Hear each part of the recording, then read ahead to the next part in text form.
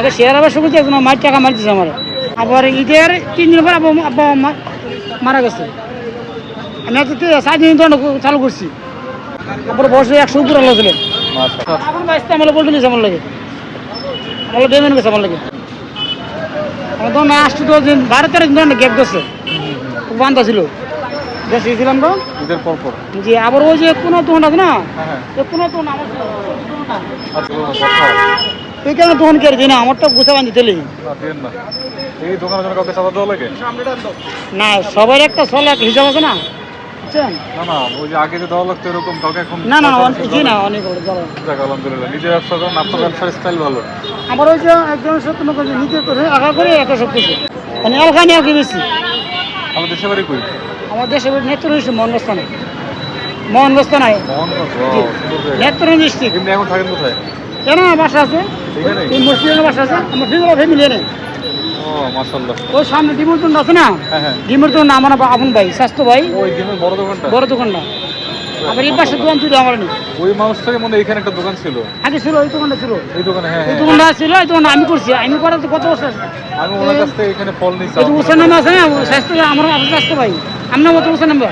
আচ্ছা আচ্ছা, মাশাআল্লাহ মাশাআল্লাহ। ওনার কাছ থেকে অনেক ফল নিয়েছি আগে। আমি আজকে না আবার এই দোকানে ফল বেচছি, গত মাসে দোকানে ফল বেচছি। আমার অনেক বড় কাস্টমার আছে, ভাই আছে। আলহামদুলিল্লাহ।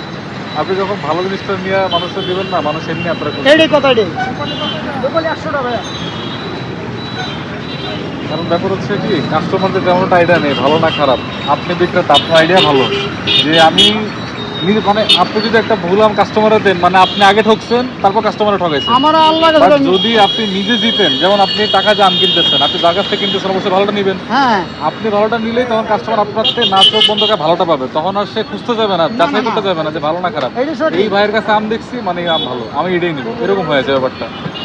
তো আপনিও জিতবেন, কাস্টমারও জিতাবেন, এটা হচ্ছে সুন্দর নীতি। অনেকে করে কি যে একটু কমে খারাপটা নিয়ে যায়, কাস্টমারকে বুঝবে নাকি, নগদ চগদ না বুঝলে বাসাকে কিন্তু বুঝে, তখন হয় কি নিজে ওই দোকানে আসে না, 5 জনের বলে ওই দোকানে যায় না, তাই না? ব্যবসা হচ্ছে কিন্তু কাস্টমার ধরে রাখার বিষয়, যে ধরে রাখতে পারে কাস্টমার তারই ব্যবসা।